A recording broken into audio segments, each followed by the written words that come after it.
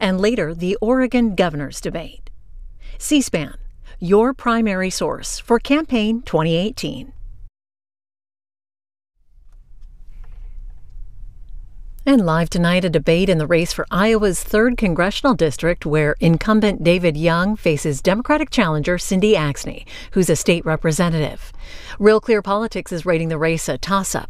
You're watching live coverage here on C-SPAN from Johnston, Iowa, courtesy of Iowa Public Television.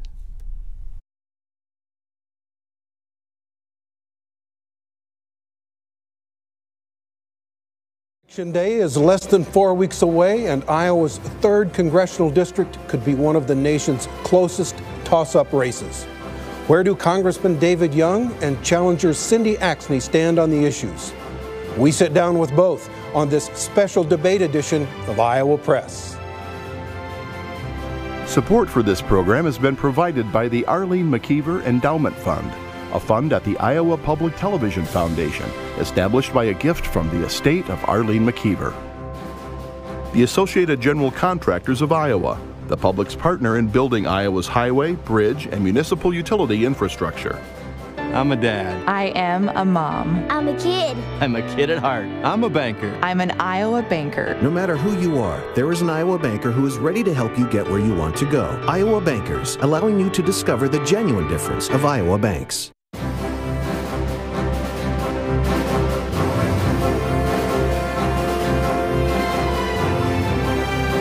For decades, Iowa Press has brought you political leaders and newsmakers from across Iowa and beyond. Broadcasting live from Iowa Public Television studios in Johnston, Iowa, this is the Iowa Press debate for the 3rd Congressional District.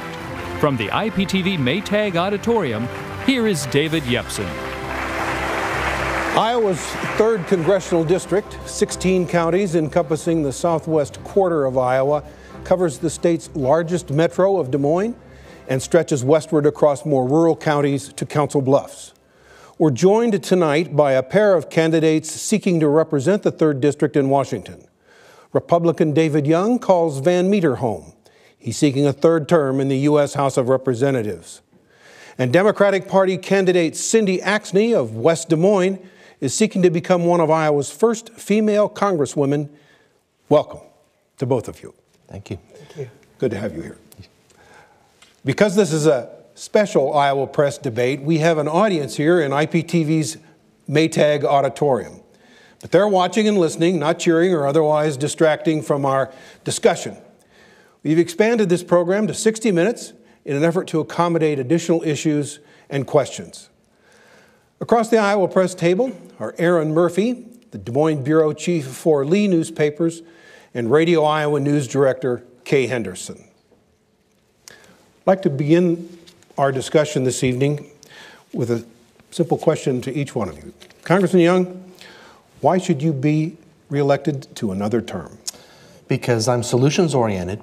I listen to the people of the 3rd District of Iowa here in the 16 counties. I'm very accessible, going to every county every month. I work in a bipartisan way, and listening to Iowans, I've delivered on many issues. From making sure that our veterans are taken care of with the Veterans Crisis Line, delivering tax relief for hardworking Iowans, protecting pre-existing conditions when it comes to health care. That and many more, and I look forward to the conversation to continue that. But regardless of who's in the White House or who the Speaker of the House is or the Leader of the Senate, I'll work with anyone. My bosses are the people of the 3rd District. And Ms. Axne? Why shouldn't he be reelected, and why should you replace him? Well, it's time we send somebody out to Washington that's going to look out for the people here in our corner of the state. As a fifth-generation Iowan, small business owner, a mom, and somebody who spent a decade helping to root out waste in the state of Iowa to bring in good-paying jobs to the people that live here, certainly to make sure that those who are our most vulnerable have a voice, and of course, ensure that we held government accountable. Those are strengths that I bring to the table, and I think those are characteristics that we need more than ever out in Washington right now. Certainly, as a mom and a small business owner, I understand the struggles that Iowa families are facing, and I think it's time we send a representative out to Washington that's living those issues and certainly can reflect those values and needs out in Washington.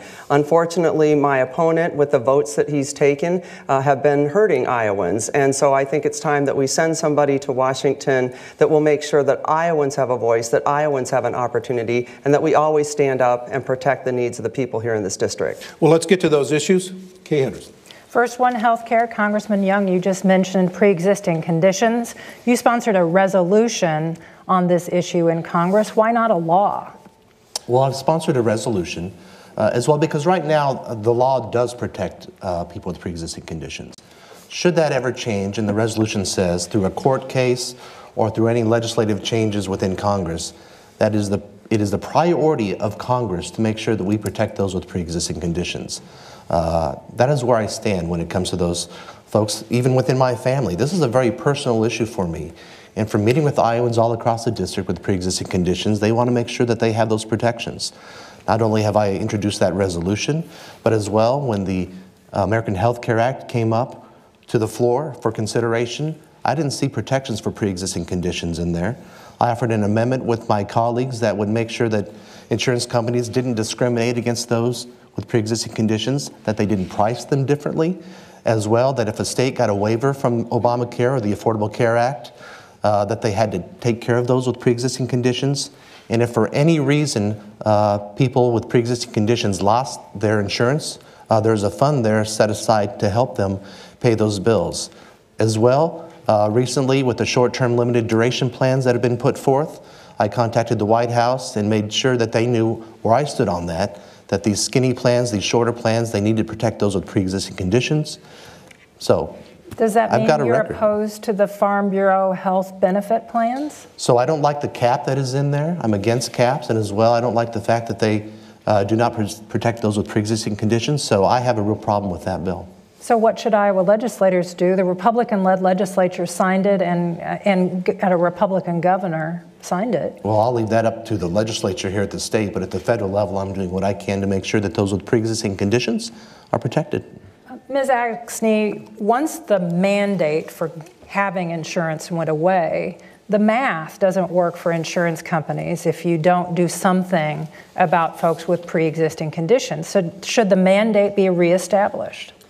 Well, let me tell you, this is one of the reasons I got involved in this race, is because I wanted to make sure that every single Iowan had affordable quality care. My husband and I are small business owners. Multiple times in our lives we've had to purchase our own insurance.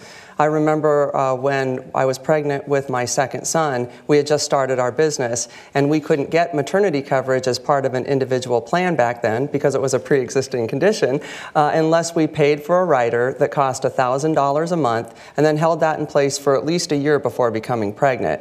Well, we couldn't afford that. So when I had my second son, we literally had to sell our personal items on eBay. So this is a priority for me. I want to make sure that every single Iowan has an opportunity for affordable quality care that protects them and make sure that they never have to make a decision between putting food on the table or keeping the lights on and ensuring that their families are healthy. So does that mean reestablishing the mandate? Does that mean Medicare for all? I've been promoting shoring up the Affordable Care Act, making sure that we keep the provisions within it that help Iowans, like keeping our kids on plans till they're 26, of course covering pre-existing conditions, making sure that there's no lifetime caps, and the ability to negotiate the cost of prescription drugs and lower prices. But I've also introduced what I would like to see a public option so that everybody has an opportunity for an effective, affordable plan. What are your views on this Farm Bureau health benefit plan that Congressman Young has commented on? Yeah, well, this plan's not good for Iowans. It doesn't cover people with pre-existing conditions. The unfortunate thing is that we're seeing in healthcare right now is that a lot of plans are out there that provide very little coverage and don't do much to help people, and this is another one that does that. Just one final question on this topic to Congressman Young. What do you say to individual Iowans who are trying to buy an individual policy for themselves or their family, and they look at this Farm Bureau plan as their only option? Well, I think it is important to give states flexibility. But what we can do is we really need to address the cost here, transparency and cost, and bring in a larger individual market. That's very, very important to me. And with that competition within individual marketplace, we're going to have more quality and better care in our health care. One thing that really bothers me with Obamacare and the Affordable Care Act is there's so much uncertainty that is given to each and every person in America, because there are thousands of delegations of authority given to the Secretary of Health and Human Services, which could change the healthcare system in each and every administration, and that doesn't apply for a lot of uncertainty out there, and we need to give certainty to the health insurance industry and give people more options, more importantly. Aaron? Mr. Young, you mentioned earlier the way these candidates in this race are being tied to whether it's the president or the Speaker of the House. You said you're willing to work with whomever. We've all seen the ads that are tying you to these leaders. Is a vote for you a vote for the President Donald Trump agenda? A vote for me is a vote for the 3rd District. That's how I see it. Like I said, I'll work with anybody across the aisle, on the same side of the aisle, in the White House, whoever's in there, whatever party stripes, Speaker of the House, or colleagues over in the Senate. I'll work with anybody for the benefit of Iowans in the 3rd District. What do you say, though, Congressman? I mean, the president was in Council Bluffs the other day and said a vote for you is a vote for me and my agenda to make America great again. So that pretty well makes you a Trump person, doesn't it? It makes me a 3rd District person, and let's talk about some of the things that I agree with the president on. The tax relief for Iowans. I'm hearing from so many voices, small businesses, larger employers, individuals, about the benefit of keeping more of their hard-earned tax dollars. The rules and regulations that have been rolled back is helping to grow businesses. Making sure that we get rid of awful regulations such as the Waters of the USA regulation from the Obama administration, which my opponent supports. And then on the international front, making sure that we rebuild our military, give the largest pay increase in almost a decade to our soldiers. Sitting down with leaders in North Korea is a great place to start, fighting back on ISIS. But there are places where I disagree with the president on. What are some examples of those? Particularly the tariffs. I do not like tariffs. I see tariffs as a tax on consumers, employers, employees. And these short-term limited duration plans for health care, I don't like the fact that they don't cover pre-existing conditions. And then, the EPA gave some waivers to refineries that I don't think deserve them, and I'd like more oversight over those. So there's just a few. Ms. Axne, how do you react to what he just said? Well, I'd like to go back to the pre-existing conditions coverage and point out the facts that Congressman Young multiple times voted to take away coverage of people with pre-existing conditions. He voted against the he voted to dismantle the Affordable Care Act, which covers people with pre-existing conditions. He voted for the disastrous Republican health care bill that he actually lied to Iowans and said that he would not vote for, and then turned around in the middle of the night and voted for it, which would take away coverage for pre-existing conditions. The Upton Amendment does not cover people with pre-existing conditions in a fashion that they can afford. As a matter of fact, it does allow insurance companies to charge the rates that they want, and the subsidies that he says are in that, which are to the tune of $8 billion to help shore up some of those expenses for people who can't afford it, is about $192 billion short, according to the Congressional Office of Budget. So I don't think the million Iowans who are under the age of 65 here in Iowa with pre-existing conditions would believe that coverage that they can't afford is decent coverage. Quick response, Congressman? Well, I think she's really conflated the numbers there, a million. We're talking just about the individual market. So those with pre-existing conditions are taken care of whether they're on Medicare or they're on a group employer plan or VA health. So we're talking about, 4% of the population, really. I've been there supporting help for those with pre-existing conditions. I've got a record on it. It was important to take action. When the Republican health care bill first came out, I didn't support it. And I stated I cannot support this until there are changes that are made. And I used my vote as leverage to make sure that there are protections with those with pre-existing conditions. We can always improve upon that, and I'll work with anybody on that. Okay, Aaron, back to you. And Ms. Axne, for you, you've seen the ads. Is it a vote for you, a vote for House Minority Leader Nancy Pelosi? Well, I'll tell you what, I've seen a heck of a lot of ads, and quite honestly, they're all false. So certainly I've got into this race because I want to make sure that Iowans have a voice out in Washington, and I'll be working for Iowans. And I've said in every single time I've been out talking with folks here, I don't care if you're Republican, Democrat, or Independent, every single one of us is in this together. This is one of the most important elections of our lifetime, and we all deserve to have a voice out in Washington. And so I certainly am here to make sure that Iowans have a voice, our farmers have a voice, our kids who are coming out with so much student loan debt, and adults as well, that they can barely get off on the right foot. Small businesses, certainly our hardworking teachers and hardworking Iowa families. I want to make sure that they've got a voice. So I will be independent in my thinking, and it will always be to make sure that we better the lives of the people that live here. But you have said that you agree with this minority leader on most topics. Is that not accurate? No, that is not accurate. That's another false claim that was taken out of context. I think the question in that meeting was, what do you disagree with the Democratic Party? So that was to answer that. So that's false information as well. Excuse me, let me put a finer point on it. Will you vote for Nancy Pelosi for Speaker if you're elected to Congress?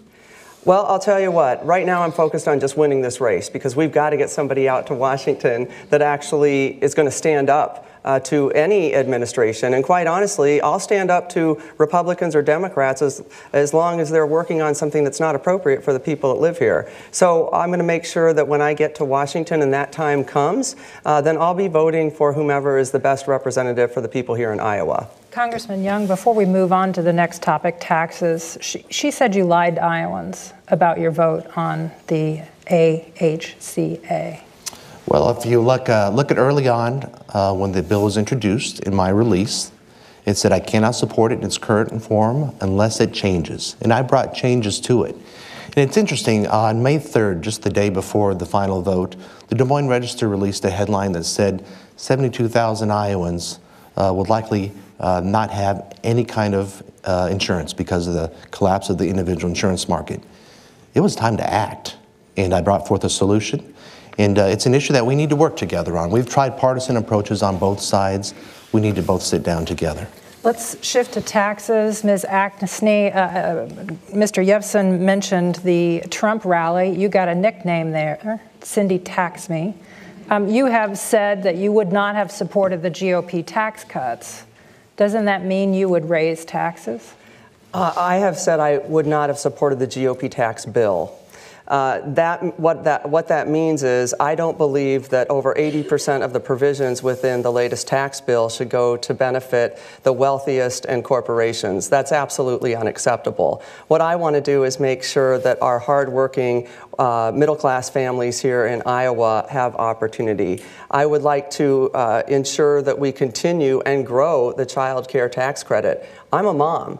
I understand what it takes to raise children and how much money it costs. At one point in our lives when both our boys were in daycare, we were paying close to $20,000, and that was 14 years ago, just to have 2 children in daycare. The costs are astronomical. So what's being put out in the media is absolutely false. I have never said the things that they've said. I would expand the child care tax credit. I would make sure that taxes for middle-class families are beneficial to them, larger than they are, and certainly helping to grow their opportunities. There may be a little bit of money that's come back to some of our middle-class families, not all, in this tax bill. It's a wash because they've taken away things like the opportunity to deduct state and local taxes, something that we do a lot here in Iowa. So I want to make sure that this tax bill works for the majority of people in this state, not for corporations and wealthy. And right now what we're seeing is a debt load that's increasing at an exponential rate because we don't have enough revenues coming in. They just put out another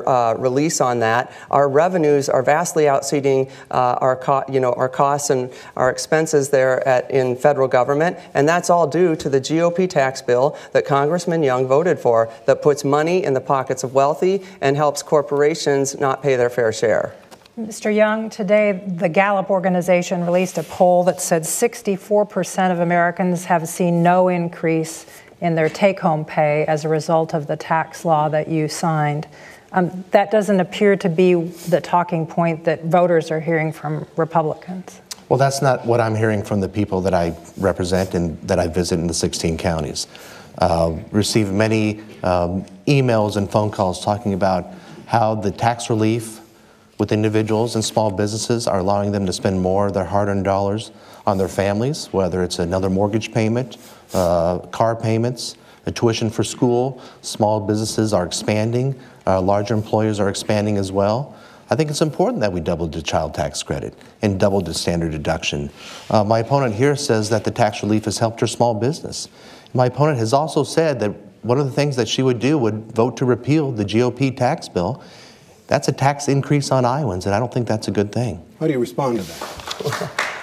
How do you respond to that? Yeah, first of all, that's not a tax increase on Iowans. What I want to do is make corporations and wealthy pay their fair share. Let's go back to your small business statement that you just made. Yes, I've said it because I'm honest about what I am representing. My business benefits because we're categorized as an LLC. If you look at the majority of small businesses, in particular micro businesses, which are most small businesses in this country, and they're the ones that are keeping our main streets alive and really the keys to our rural communities, they're paying more. So a large portion of our small businesses are paying more than they used to under this new GOP tax bill. And certainly, as Kay just pointed out, most of our middle-class families are paying more as well. So this bill is not working. It's putting the burden of this massive debt on middle-class families, giving them less opportunity than corporations and the wealthy. And so I want to put a tax plan in place that actually helps our working class families and makes sure that they've got opportunity, not wealthy people and corporations. Congressman Young, I'm old enough to remember when Republicans used to campaign a lot on debts and deficit.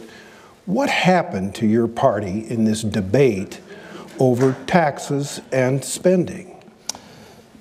We have an incredible amount of revenues that are coming in, and this tax relief will pay for itself. But it's just a philosophical approach about who can spend dollars better, the American family or the federal government. And I say the American family, the Iowa family. We've been overtaxed at the federal, local, and state level. And so it's very, very important to deal with the debt as well. I support a balanced budget amendment. I think that's the only way that Congress can be disciplined to make sure that we balance our budgets. I hate debt. Iowans hate debt. 49 states, by state statute or constitutional amendment, they have to balance their budgets. Iowa families do. Congress should as well. So what would you do? What taxes would you raise? What spending would you cut to get this budget back in some balance? Well, certainly you can grow the economy all you want and have increased revenues, but that doesn't take care of it alone. You do have to take, in some places, an axe or some places a scalpel to the federal budget. But you have to force that, I believe, with the balanced budget amendment. And you also have to consider that 80% of every dollar spent is mandatory spending. It's kind of untouched right now. I think we should be bold and be able to take a look at that and see where we can make improvements. Ms. Axne, same question to you. We've got a big debt looming in this country. What taxes would you raise and what spending would you cut to bring things into balance, particularly to pay for some of these healthcare programs you've been talking about? Absolutely, and I couldn't agree with Congressman Young more to say that I think Iowans understand how to balance a budget. We all certainly know that you have to bring in at least as much, if not more, revenue than your expenses to make sure that they're covered. Right now, what we're seeing in federal government under a bill that Congressman Young supports and under the administration that he's voted with 99% of the time is a bill that actually is increasing our debt load. I mean, they just put out a report saying that we've doubled our debt load for this year compared to last year. So it's growing astronomically. We can't afford it. Here's the deal. I spent a decade in state government. I served under Democratic and Republican governors. My job was to root out waste and to make sure that we held government accountable to delivering better services and using taxpayer dollars to do that wisely.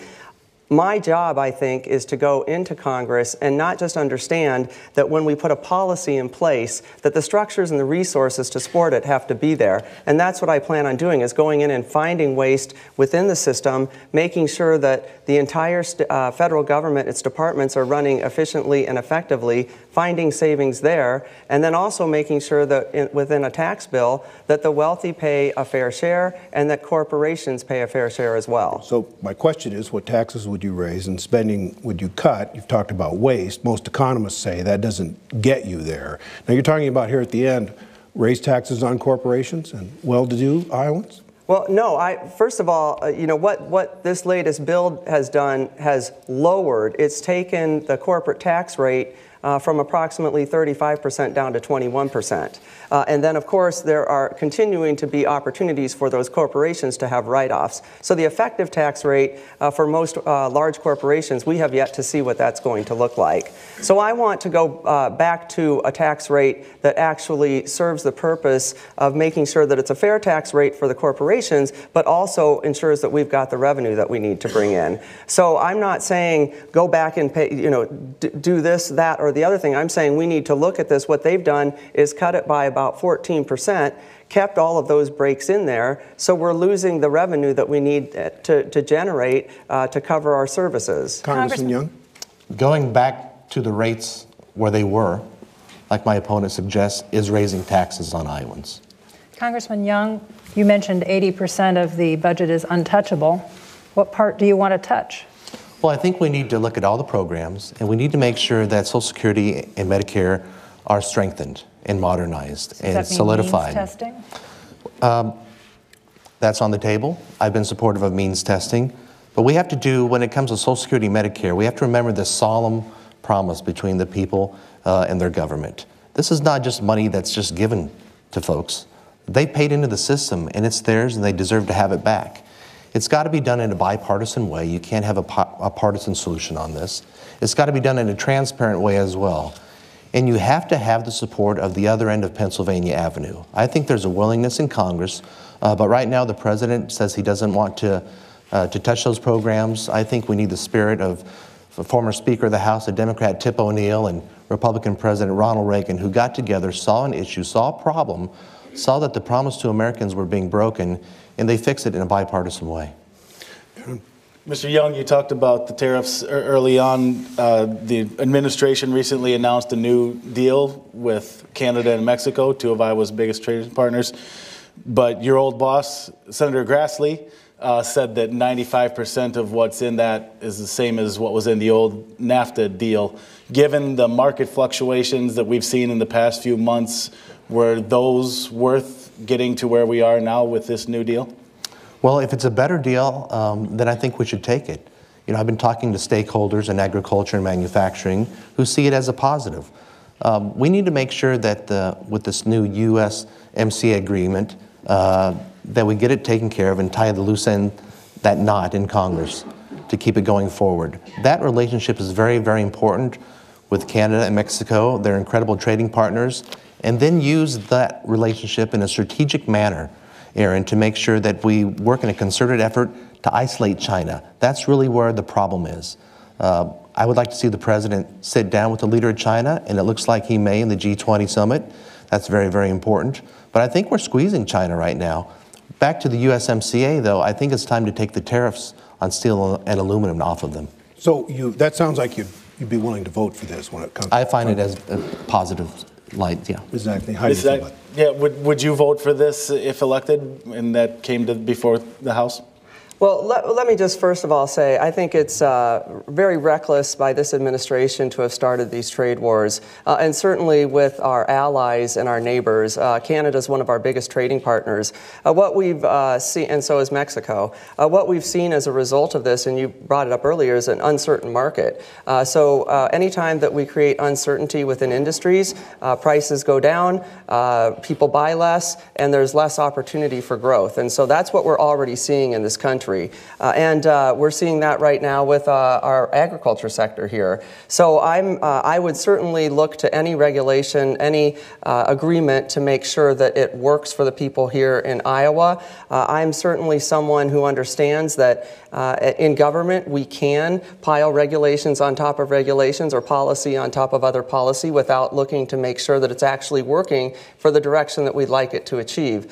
So I want to make sure that any agreement that we have levels the playing field, creates Fair Labor Standards Acts with our allies, and ensures that they have to follow the same types of regulations we do so that we can make sure Iowa workers receive a good, fair and good pay, and that we can sell our prices for a good rate. Does this new agreement do that? I have to check all the details within this agreement. I certainly hope that it does. I have not read it from front to back, but if it meets the opportunities to level that playing field and to put more money back in Iowa's pockets, then I would agree with it, but I have to look at the bill first. Ms. Axne, you have said no tax dollars should be spent on the wall along the southern border. Why? Well, you know, we need to be good stewards of taxpayer dollars, and certainly it's important to keep our country safe. I think that any elected official, in particular those elected to Congress and Senate, need to ensure that keeping our country safe is their utmost priority. It's my utmost priority. But I think there's opportunity for us to do it in a way that doesn't cost us like the wall does. Certainly with aerial drones, increased border security, those are things that we can do that are much more reasonably priced. We also put people back to work in that process. I don't think building the wall is going to be something that will be successful, and it certainly isn't something that we can afford. And on top of this disastrous GOP tax bill that's already created trillions of dollars of debt, to add more to it for a wall that just is not going to be our solution is very inappropriate. Mr. Young, President Trump promised voters that the wall would be built. Is it worth shutting down the government to have a fight in Congress over funding the wall? I'm not somebody who is a fan of government shutdowns. I think politically, neither side who kind of thinks that they can get the better end of that ever does. And it costs more to open and close the government. I think it's irresponsible. We need to secure our border. I support the wall where it needs to be put. Border Patrol says in some places they need wall. In some places as well, governors say we need wall down there on the states of New Mexico, California, Arizona, and Texas. I've been down at the border. I saw firsthand where there are needs. In some areas you need more fencing. In some areas you need Border Patrol on horseback. Around Tijuana and California you need more Coast Guard. You need levees in areas. So where the wall is needed, I think it's pertinent and it's important to do. I don't support a wall from the Gulf of Mexico, though, to San Diego. Even the best minds who study this say that's just inefficient and costs too much. But where it's needed, it's needed. Mr. Young, the old Farm Bill has expired. We don't yet have a new one. Why not? Because Congress didn't get their act together, and I'm upset about it. During these times right now in agriculture where the trade issue is looming, we need to make sure that agriculture and our farmers and producers have as much certainty as possible in being on the farm and speaking with the farm bureaus in the counties. They're very concerned that the Farm Bill wasn't done at the end of September when it expired. It looks like they're pretty close right now, and I hope when we come back on November 13th we can get it done. There's some provisions in there that are very, very important to agriculture and to me. I have the Stress Act in there with my colleagues that helps to deal with mental health of agriculture workers and farmers, making sure that there's a safety net for crop insurance, as well as my Water Act, which helps with soil health and water conservation. How about work requirements for food assistance? That's something that, again, Senator Grassley has said that while he may support it, that's a non-starter in the Senate because they don't have enough votes. Does that need to be taken out? I think it probably is a non-starter with the Senate and it will probably fail, but I don't think it's a bad idea to incentivize work. And for those who are able-bodied and able-minded and who don't have young children, that we incentivize work with 20 hours a week, whether it's work or volunteering or getting the skills they need, maybe with an apprenticeship or a trade, because at 2.5% unemployment rate here in Iowa, we're looking for workers. Ms. Axne, how do you feel about this Farm Bill situation and also, as Aaron mentioned, this work requirement?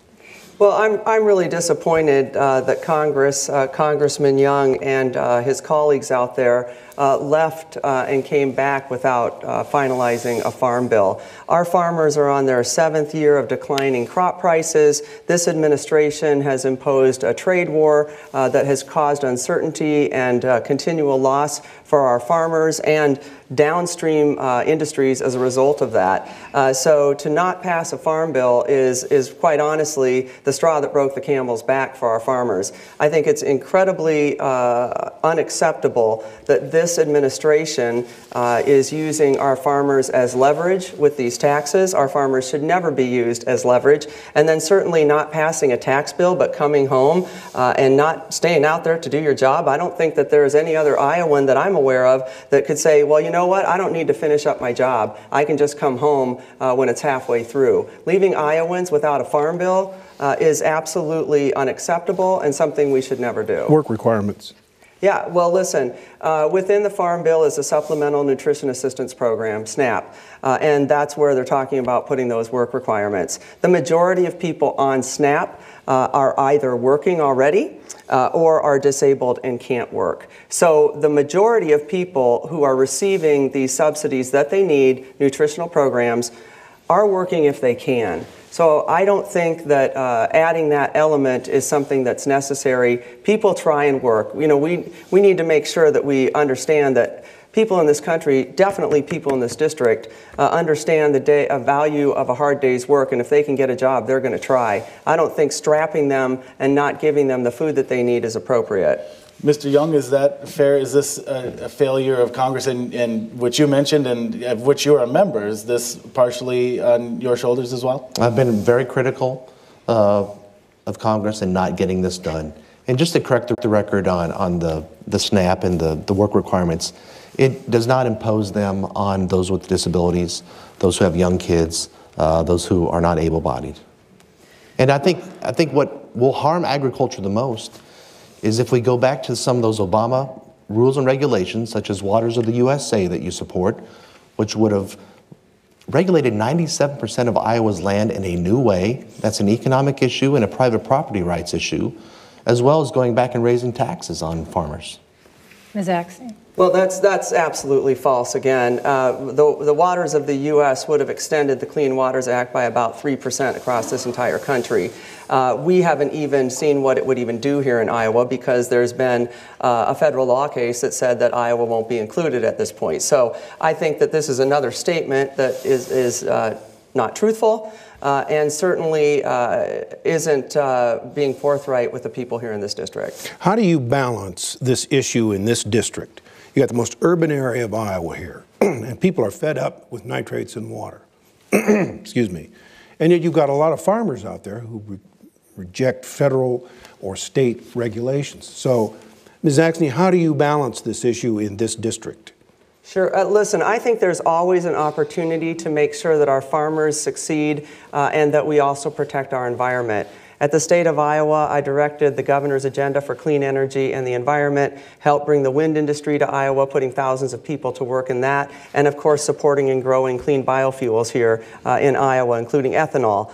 So I certainly think that there's opportunity in many policies and programs to be able to protect our environment and also increase opportunity for our farmers and bring in good paying jobs. Okay. Mr. Young, if you're living in rural Iowa in the middle of a 4-mile section, it's not likely they're going to extend broadband out to you. Is it time for the federal government to have some sort of rural electric episode in regards to connecting rural Americans? So when I go out throughout the 3rd District, I find those patches where there's not that service, whether it's just mobile cell phone service or internet access.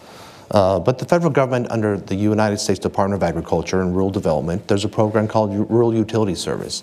And they do give grants and loans to communities, counties, cooperatives to roll out broadband. So it is happening.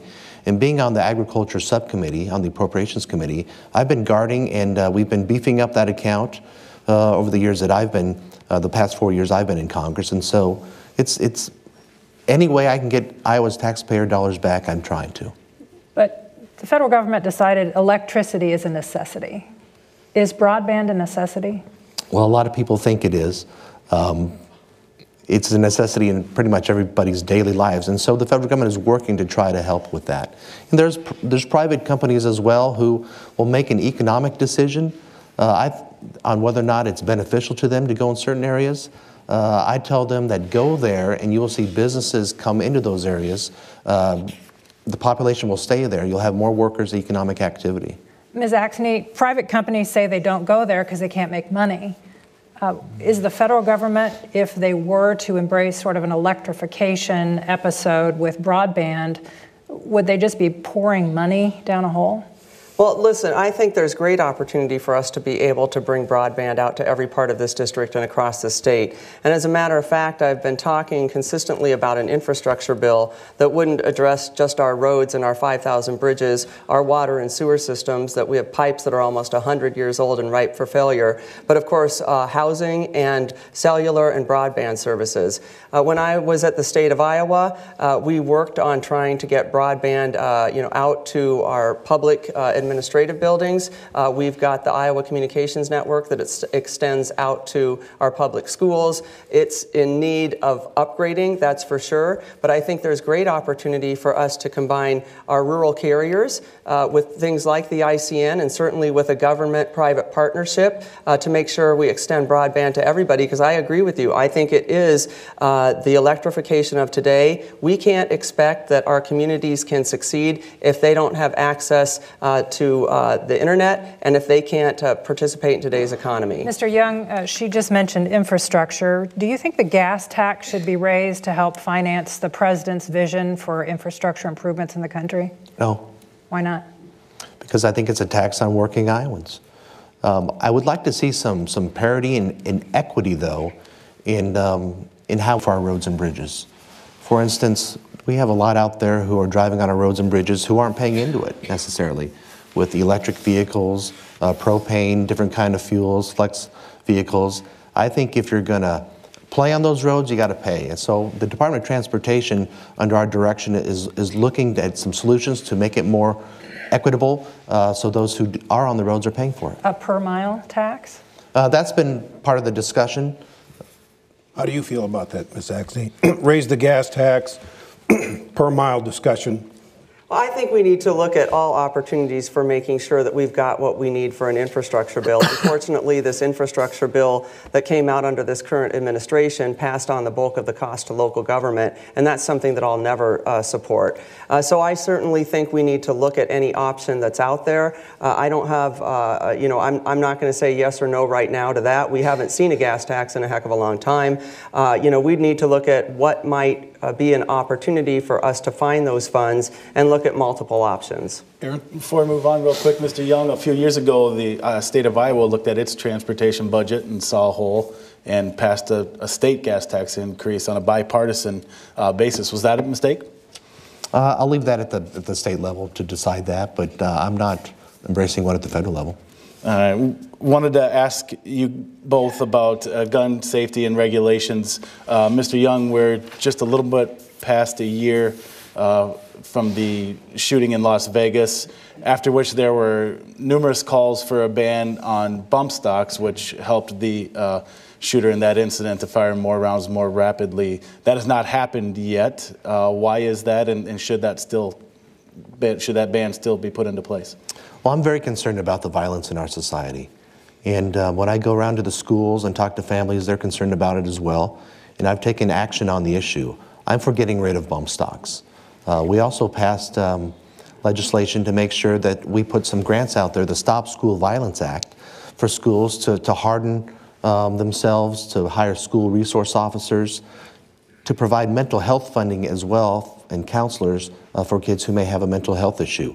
As well, fixing the background check system, because there were holes in it, and we saw those holes, and they led to some awful atrocities.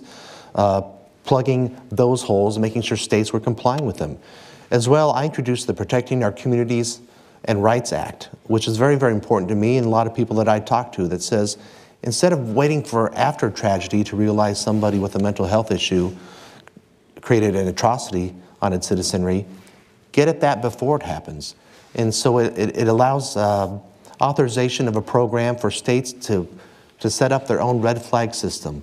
So if a family has a child who's a threat to him or herself or to others, that can be flagged and then adjudicated in a court, because we need due process with evidentiary standards to make sure that they can have a weapon. Ms. Axne, how do you feel about the issue of gun violence in our society?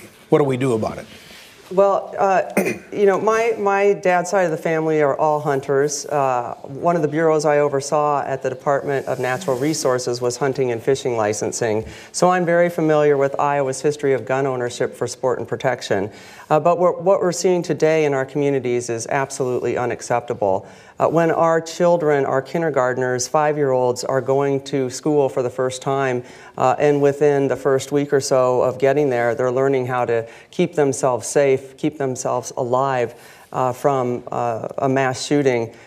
That's no way for our children to have to live. I'm a mom of 2 boys in our public school system, and there's been many days over these last couple of years where I wonder if my boys will make it home alive. And unfortunately, that's what we see across this nation. I absolutely believe we need to fix this. We need universal background checks. We need to ensure that we keep the guns out of the hands of people with criminal or violent backgrounds or those with mental health issues that they shouldn't have them. We need to close those loopholes and make sure that there's background checks at our gun shows, person-to-person sales, online sales, and certainly, absolutely, I would ban bump stocks. Okay. Congressman Young, are those things that you support? Banning bump stocks, absolutely. Making sure that we've checked, make sure the holes are filled in the background check system. At gun shows and on the internet, there are, if you're a federally licensed firearm dealer, you have to have a background check. I don't understand what's happening in our society.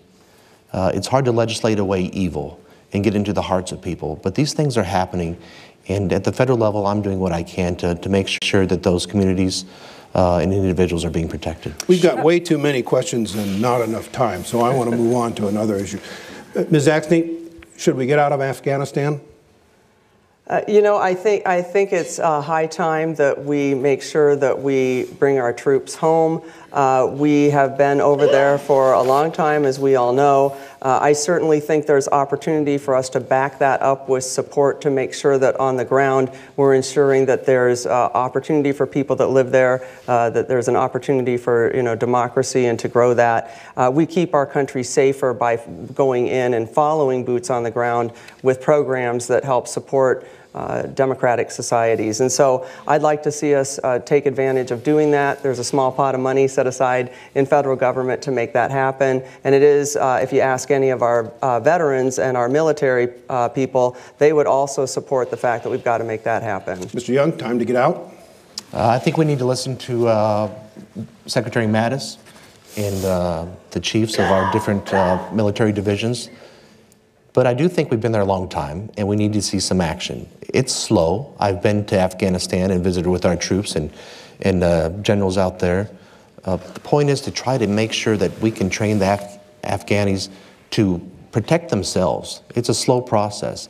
And make sure, though, that they're not still coordinating with any nefarious folks out there in the terrorism circles, and to hold them accountable if they do. It's cost a lot of money, but more so it's cost a lot of lives. But I'm going to depend on the reports and the advice from Secretary Mattis. Eric. Mr. Young, how about the President's issue to ban transgender individuals from serving in the military? The Secretary is taking that under consideration. Was that the right move?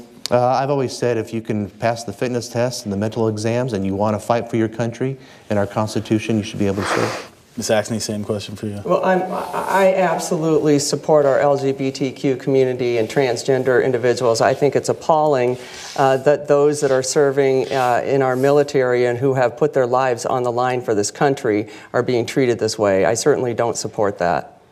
And in the area of protections for the LGBTQ community, Mr. Young, should there be a federal law banning workplace discrimination specifically against those people?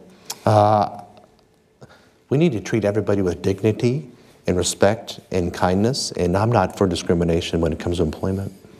So you would support a federal law specifically citing that form of discrimination? Well, I think it's important that I state the case that we need to be kind to everybody. I would hesitate to just say yes to any kind of piece of legislation that's not before me. Ms. Axne? Yes, I believe we should. I certainly think that every single person in this country and around this world are equals, and we absolutely need to ensure that they have the same civil rights protection, constitutional protection that every other person in this country has. Is that too much government intrusion into a private business? Listen, I don't think treating people with dignity and respect and also making sure that all people are treated equally, which is what we say we do here as a country, is something that we should ever shy away from. Congressman Young, would you vote to raise the federal minimum wage, and how far should it be raised, if so? I think the minimum wage needs to be taken care of at the state level. So I'm not for a federal bill to raise the minimum wage. It has happened before, though. If it does come across the Congress for any reason, we need to make sure it's bipartisan, it's phased in, and there's some relief for small businesses, because that's who it hits the most. But I think we need to make sure that that is taken care of at the state level, because states are different. Corning, Iowa is not like Corning, New York. Ms. Axne, raise the federal minimum wage? Well, we absolutely need to raise the minimum wage in this country. Unfortunately, it hasn't been raised for so long, and that's one of the reasons why families and individuals are falling behind. I do agree with Congressman Young that we need to make sure that this works for small businesses. I do believe that there should be input from local and regional areas to make sure that it's an appropriate wage that helps individuals, but also ensures that our economy continues to thrive and that our small businesses can absorb it. Mr. Young, some folks blame the opioid epidemic on pharmaceutical companies. Should there be limits on the number of prescription medications that are prescribed to an individual, a limit on the number of pills in a bottle? Should those be federal limits? I don't want to play doctor. We've had doctors in medical school with the proper training, and I'm not going to play doctor.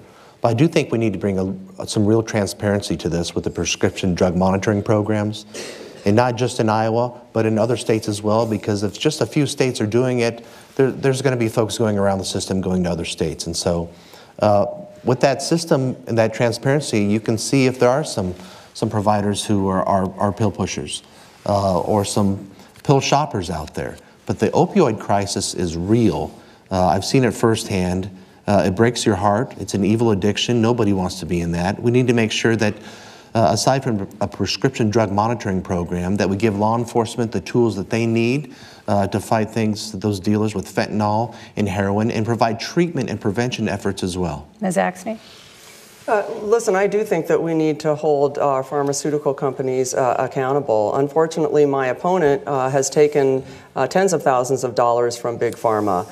And I think, which is why one of the things I won't do is take corporate PAC money. I've said that straight out. I think it's important that we're working for the people. I think that any decisions that's made has the greatest impact on helping individuals. And so I certainly think we need to hold them accountable. They're a big part of the problem. I do agree that we need to make sure that we've got programs and services in place to help people with opioid addiction. And certainly I want to go further than that, like I want to do with almost everything we're talking about here, and start addressing root causes, mental health issues, lack of opportunity, jobs that don't pay enough. Those are all the things that lead people to issues with opioids, as well as overprescribing. Congressman Young, she raised the issue of your fundraising. What's your response? My response is accept funds legally, solicit it legally, and no quid pro quo. I don't report to the drug companies. I've supported legislation that they're probably not too happy about. I report to the 3rd District. Aaron? Mr. Young, the wind energy tax credit is very popular here in Iowa. It's set for a phase out. Mm-hmm. Is that industry ready to stand on its own, or do we need to renew that tax credit? I think it needs to be phased out. That was the deal that was brought forth, as well as solar. And it was interesting. During the tax debate with the GOP tax bill, it would have harmed the production tax credit in wind energy. And I fought in a bipartisan way to make sure that that was restored and that the phase out was there. But you know, it's pretty amazing being in Iowa, where we lead the country in renewable energy, wind power, harnessing that, solar power, geothermal, E15. Pretty exciting, the president's announcement. You know, I brought in the acting EPA administrator, Andrew Wheeler, to the state fair and had him sit down with producers and farmers and the ethanol industry to talk about that. And this administration listened, so that was very, very nice. We still have an issue, though, with refineries and the waiver process at the EPA. I'm glad former Administrator Pruitt is gone. So just to circle back real quick, do you think the industry is ready to stand on its own without that tax credit? They tell me it is, and that was the deal that was made. Ms. Axne? Well, I'm very proud to have been a part of bringing the wind industry here to Iowa in my tenure at the state of Iowa. And as you're probably aware, we now have almost 40% of our energy from wind. Mid-American has doubled down, putting another $4 billion into it because it's been such a successful program for them. And of course, we all know it's really lowered our energy costs here. We have some of the least expensive energy in the country, which is helping our economy. So I certainly think we need to look at that. It may be the right time to pull back on that and to move into other areas like solar. I think we've got incredible opportunity here in solar. But I think it's important that we take a look at those businesses and ensure that they're going to have what it takes for longevity. That's the most important thing. I never look at any of these issues as let's just, a solid answer, let's just take this away or add that. I want to go in, make sure that our businesses who have invested in this state, who are helping us lower our cost of energy and who are helping to create jobs, have what they need to make that transition, and that we're not strapping them. But I certainly believe that if they're at a point where they can stand on their own, then we're best to use those taxpayer dollars in another way. Just a couple minutes. Ms. Axne, if you are elected and Democrats are in the majority, there may be an effort to impeach President Trump. Would you vote to impeach the president? Here's where I stand right now in regard to what's happening out in Washington. I think on both sides we're seeing too much political partisanship. We've seen it for many years now. I'm not happy any time that we try to not follow our Constitution or not follow processes that were put in place to make sure that we protect our democracy.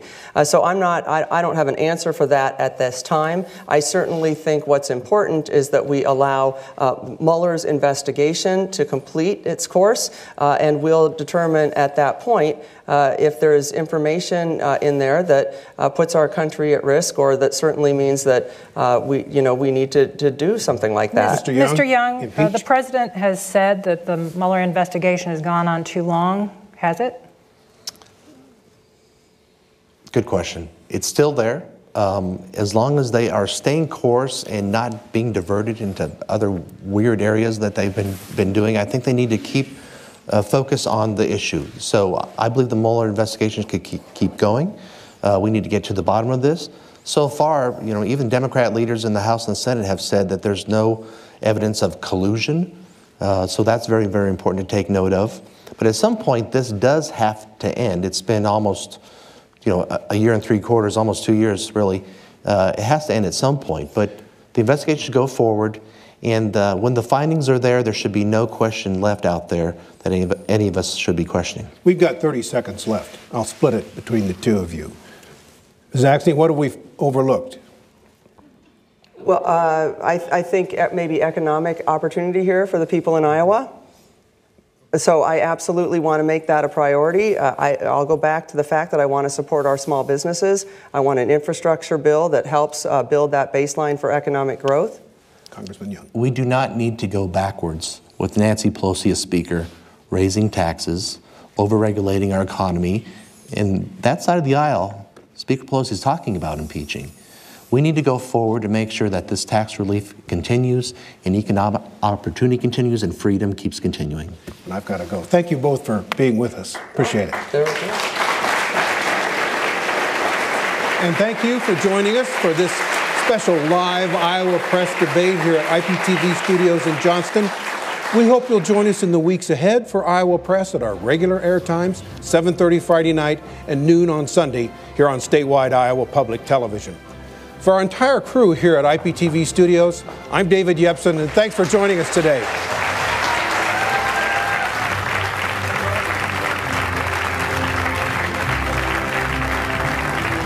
Support for this program has been provided by the Arlene McKeever Endowment Fund, a fund at the Iowa Public Television.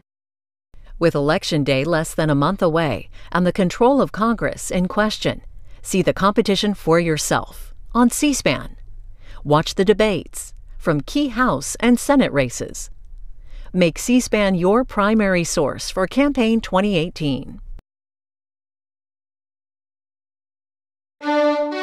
C-SPAN's Washington Journal, live every day with news and policy issues that impact you. Coming up Friday morning, One America News Network's Emerald Robinson on President Trump and his relationship with the news media. And we'll be live from Providence, Rhode Island for the next stop on the C-SPAN Bus 50 Capitals Tour with Rhode Island Education Commissioner Ken Wagner, who will talk about top issues facing the state. Then the University of Virginia's Sabato Crystal Ball managing editor Kyle Kondik discusses this year's key Senate, House, and governor's races. Be sure to watch C-SPAN's Washington Journal live at 7 Eastern Friday morning. Join the discussion. Live Friday on the C-SPAN networks at 10 a.m. on C-SPAN, remarks by the Deputy U.S. Trade Representative and U.S. Ambassador to the World Trade Organization on the global trading system and the WTO's role. And live coverage from Indiana at 6 p.m., where former Vice President Joe Biden is campaigning for Senator Joe Donnelly. At 9 p.m., we'll bring you the New Mexico Senate debate between incumbent Martin Heinrich and his challengers Mike Rich and Gary Johnson. On C-SPAN 2 at 10:30 a.m., the Brookings Institution looks at consumer data privacy and digital commerce. And on C-SPAN 3 at 8:40 a.m., members of Congress join tech leaders for the launch of the Meridian Center for Diplomatic Engagement and their Global Leadership Summit. C-SPAN, where history unfolds daily. In 1979, C-SPAN was created as a public service by America's cable television companies. And today, we continue to bring you unfiltered coverage of Congress, the White House, the Supreme Court, and public policy events in Washington, D.C. and around the country. C-SPAN is brought to you by your cable or satellite provider.